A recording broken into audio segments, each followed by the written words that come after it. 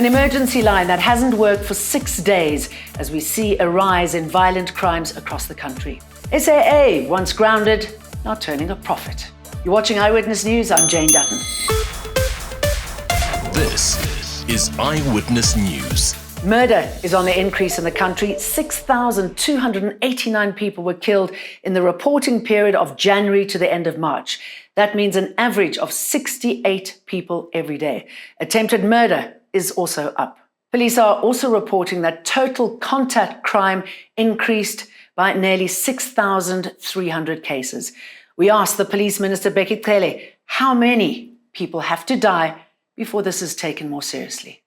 The declines in rape cases are attributed to, among other things, the SAPS upscaling its operations to trace GBVF perpetrators, arresting serial sex offenders and rapists. The emergency 10111 line in Durban, one of our biggest cities, hasn't worked for 6 days, but rather diverted to Pietermaritzburg, nearly 80 kilometers away. One resident who prefers to remain anonymous says he tried to call on Thursday to report a woman who was kidnapped and subsequently raped. On Thursday evening, I tried to phone Jane Dutton. On more than one occasion, I think I have maybe 5 calls on my call log. I could not get through, trying to get police assistance. In the end, the girl was taken forcefully. She was raped. We had to go and take her to Bakkie hospital. Apparently, the problems are due to a telecom technical fault. Police sources say the issue has had a devastating effect on both their morale and residents who need them. The 10111 call center number in eThekwini has been down from Thursday, 25th of May, due to technical challenges with the telecom lines. Relevant experts are on site working around the clock to get the crime-busting and life-saving call center up and running. For contingency and to ensure that service delivery continue unhindered, the eThekwini 10111 call has been rerouted to the Pietermaritzburg 10111 call center, and no reporting of crimes have been compromised. A case of culpable homicide has been opened after a fatal crash that killed 5 children in Mitchell's Plain in the Western Cape. The accident occurred along AZ Berman Drive this morning.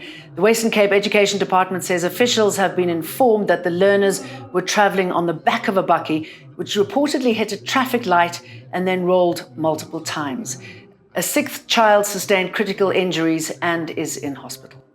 I feel that more should be done to clamp down on these illegal scholar transport services. And I think enforcement must be heightened. We know where they come to. We may not necessarily know where they come from, but we know they're going to the schools. They're going to drop off the children at the schools. And so I think it's important that we clamp down on these illegal, overcrowded scholar transport. I don't even want to call them services because they're not rendering a service to us. They are endangering our children's lives. The pupils involved in the accident attended different schools in the area. More power to the people, just not yet. I just came back from yesterday. I was in Mozambique to procure, if you like, additional energy.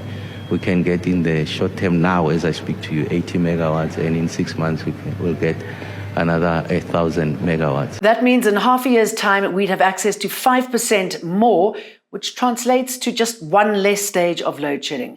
But more power to soldiers at the forefront of fighting sabotage at Eskom seems to have worked. The number of incidents since we have put this together have decreased from 65 to about 20. A number of arrests have been made. And part of the energy crisis plan was to deploy military at power plants at an estimated cost of more than 150 million rand. Ramaphosa says Eskom has also put internal governance systems to reduce acts of sabotage and criminal syndicates at its power plants. Grounded no more. SAA says it's turned a modest but substantial profit in the past financial year. CEO John Lamola told Parliament that even with its current aircraft and route limitations, the airline is in a healthier position than it's been in years.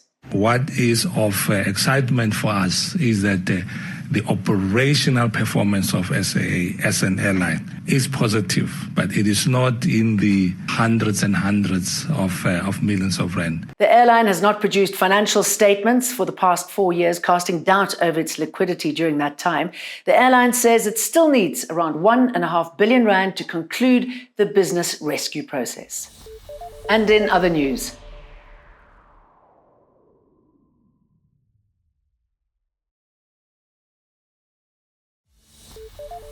see you for more tomorrow. Remember to like and subscribe. This is Eyewitness News.